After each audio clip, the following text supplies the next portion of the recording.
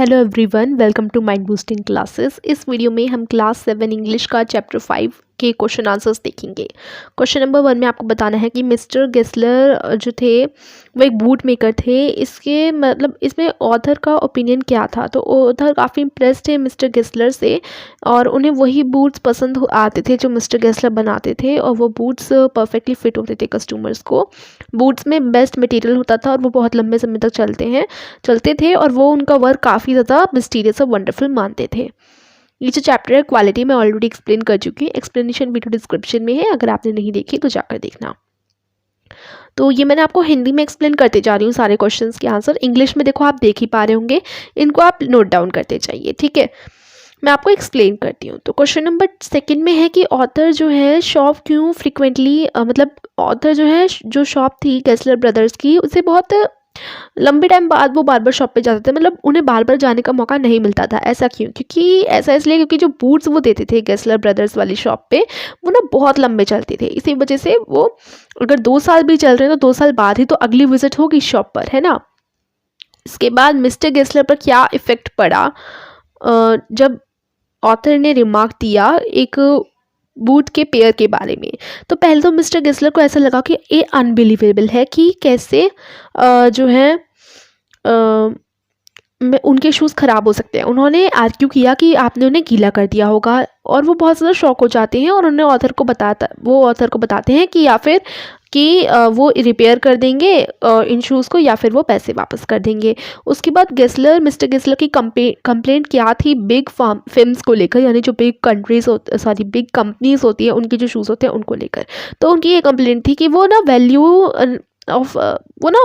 Customers की money की value नहीं करते एक्चुअली। वो बस एडवर्टाइजमेंट करते हैं और उनकी क्वालिटी कुछ नहीं होती। वो बेकार से शूज़ बना कर बेचते हैं, बस उन्हें पैसों से मतलब होता है कि उन्हें बस प्रॉफिट हो। इसी वजह से वो इतना एडवर्टाइज करते हैं और क्वालिटी जैसी भी हो बेच देते हैं। क्वेश्चन नंबर 5 में है कि ऑथर ने उतने सारे बूट्स क्यों ऑर्डर कर दिए थे, क्या उन्हें सच में बूट्स की ज़रूरत थी? तो ये ना बहुत ऐसा नहीं था कि उन्हें सच में बूट्स की ज़रूरत थी, ऐसा नहीं था। एक्चुअली ऑथर को बेड लगा मिस्टर गेस्लर के लिए कि वो इतनी टैलेंटेड हैं, ग्रेट बूट्स बनाते हैं, लेकिन फिर भी उनके बूट्स में मतलब काफ़ी कम कस्टमर्स हैं उनकी शॉप पे, इसलिए उसने बूट मेकर की हेल्प करने के लिए बहुत सारे शूज़ जो हैं ऑर्डर कर लिए थे, और नहीं उन्हें रियली उन शूज़ की ज़रूरत नहीं थी, बूट्स की ज़रूरत नहीं थी। उसके बाद आपको फ्रेजेस और उनके मीनिंग्स को स्टडी करना है और रीड करना है, ठीक है, और उनको ना अप्रोप्रिएटली यूज़ करना है सेंटेंसेस को कंप्लीट करने के लिए। लुक आफ्टर का मतलब होता है ध्यान रखना, लुक डाउन का मतलब होता है नीचे देखना, ठीक है। लुक डाउन का मतलब एक्चुअली लुक डाउन का मतलब नीचे देखना भी होता है और डिसअप्रूव करना भी होता है, यानी असहमत, ठीक है।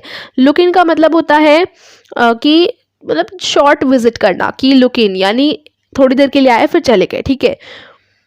लुक इनटू का मतलब होता है कि इन्वेस्टिगेट करना। लुक आउट का मतलब होता है कि सावधान रहो। लुक अप का मतलब होता है इम्प्रूव करना, और लुक अप टू का मतलब होता है तारीफें करना, ठीक है। तो देखो अब हम क्या करने वाले हैं, इनका यूज़ करेंगे इन सेंटेंसेस में।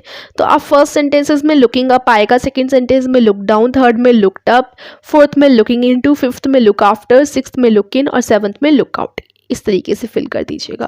क्वेश्चन नंबर 2 में आपको ये वर्ड्स जो हैं लाउडली रीड करने हो क्लियरली। तो coat coat, coast coast, toast toast, cot cot, goat goat, rot rote, blot blot, note note, ठीक है। तो ये सारे सेम साउंड कर रहे हैं बट मीनिंग इनके डिफरेंट है, तो इन्हें हम होमोफोन कहते हैं। अब क्वेश्चन नंबर 3 में आपको क्या करना है, ये फॉलोइंग वर्ड्स जो है इनमें एच की साउंड है, जिसे हम शाइन बोलते हैं। तो शाइन में एच आता है, तो श ऐसी साउंड आती है ना।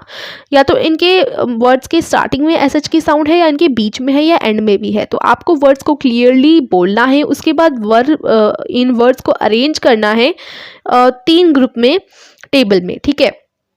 तो sheep, trash, marsh, fashion, anxious, shriek, shore, fish, portion, ashes, sure, nation, shoe, pushing, police, moustache, ठीक है। इसमें सॉल्यूशन आपका इस तरीके से हो जाएगा, आप इस तरीके से इनको जो है अरेंज कर लेंगे, राइट। इनिशियल में ये सारे, मिडिल में ये और फाइनल में ये, ठीक है। इनिशियल यानी जिसमें एस एच स्टार्टिंग में लगा है जिन शब्दों के, उसे इनिशियल में हमने रखा है। जिसमें बीच में लगा है उनमें मीडियल में, और जिनमें लास्ट में एस एच लगा है उन्हें फाइनल में हम लोगों ने रखा है, ठीक है। ठीक है, मतलब ये साउंड के हिसाब से है। इनिशियल का मतलब जिसमें स्टार्टिंग में साउंड आती है, मिडिल का मतलब जिसमें बीच में आपको साउंड आएगी एस एच की, ठीक है, और फाइनल का मतलब जिसमें हमें लास्ट में जो साउंड सुनाई देती है, ठीक है। तो उस हिसाब से इन्हें अरेंज किया है। क्वेश्चन नंबर 4 में जो है इन वर्ड्स में सी एच लगा हुआ है, जैसे देखो ये सी एच, यहाँ स्टार्टिंग में सी एच है, तो हर वर्ड में सी एच है।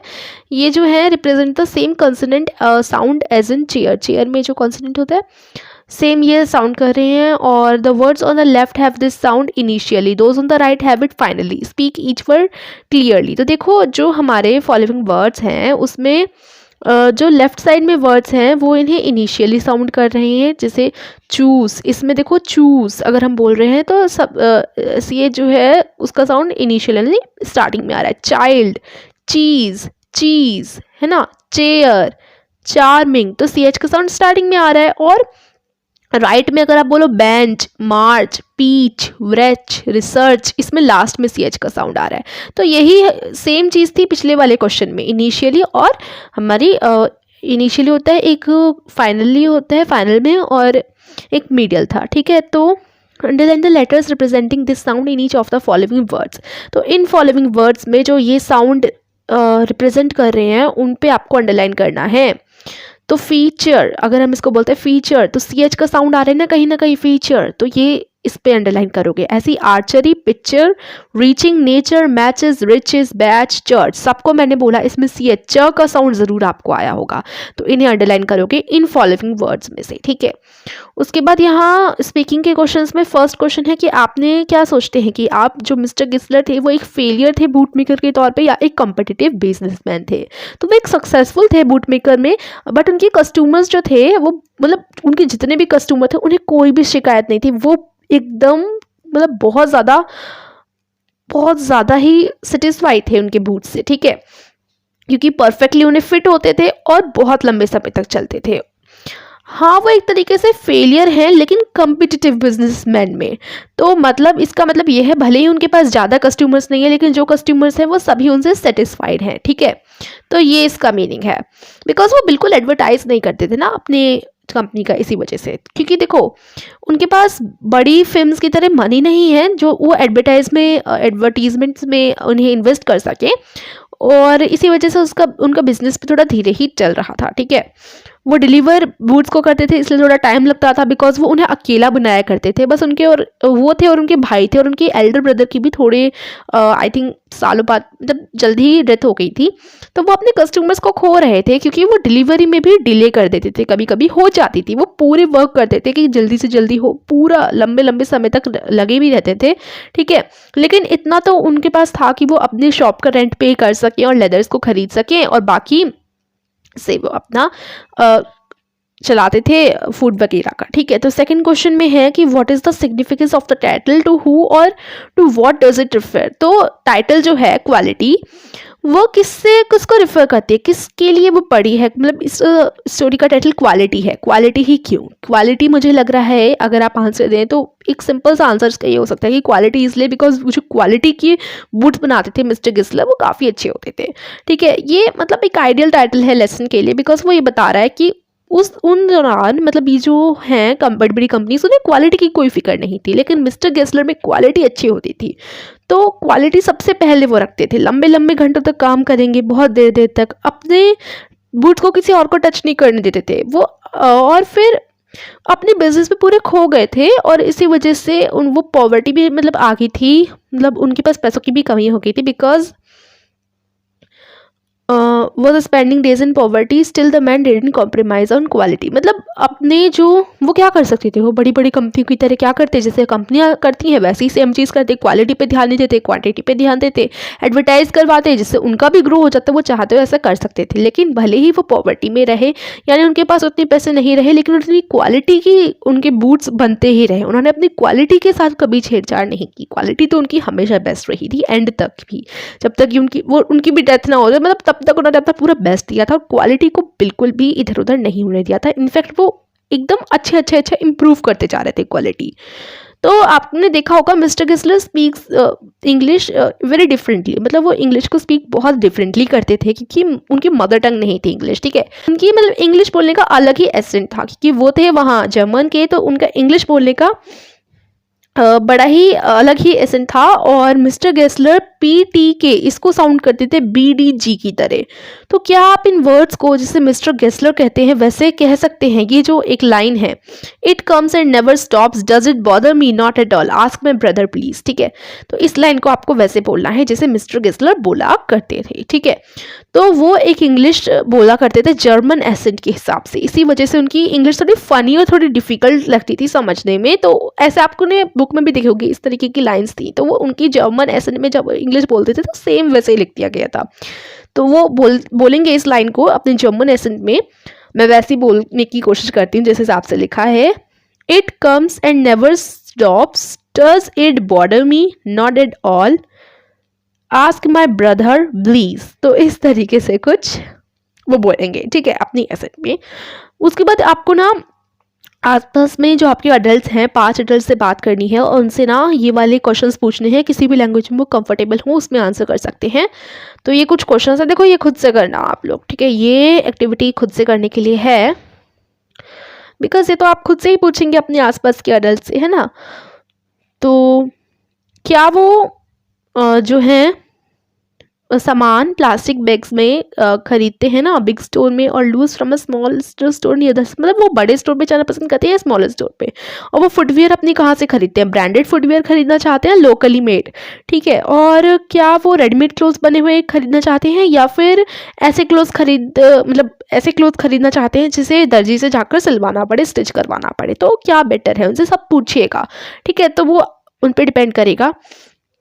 तो यहाँ आंसर्स भी दे रखे हैं, इनको आप पढ़ सकते हैं, बट देखो ये खुद से कीजिए, मैं प्रेफर करूँगी खुद से करो। और आप आसपास अपने जो भी नेबर्स हैं उनसे पूछो, या नहीं तो अपने पेरेंट्स से भी पूछ सकते हो, ठीक है। Look at the picture, living the country one students, I have decided to go abroad for higher studies. Have you? I don't think I will ever do that. I love my country. तो एक बच्चा यहाँ अजीत है, वो बोलता है कि मैं तो अब्रॉड पढ़ने जा रहा हूँ, विदेश जा रहा हूँ हायर स्टडीज़ के लिए। अनीसा कह रही है कि तुम ऐसा कर रहे हो, मैं तो कभी भी ऐसा सोच भी नहीं सकती, बिकॉज मैं तो अपनी कंट्री से बहुत प्यार करती हूँ, ठीक है। देखो अगर आप इस कंट्री को छोड़ोगे तो क्या क्या मिस करोगे आप? If I leave this country I will miss, आप लिख सकते हो। कुछ चीज़ें हैं जो आपको सिर्फ इधर ही मिलेंगी, फॉर एग्जाम्पल के लिए ऐसी क्या क्या चीज़ें हैं जो इधर ही मिलेंगी? कुछ स्पेशल डेज हैं पर्टिकुलरली आप उनको मिस करने वाले हो, वो आपको इधर लिखने हैं।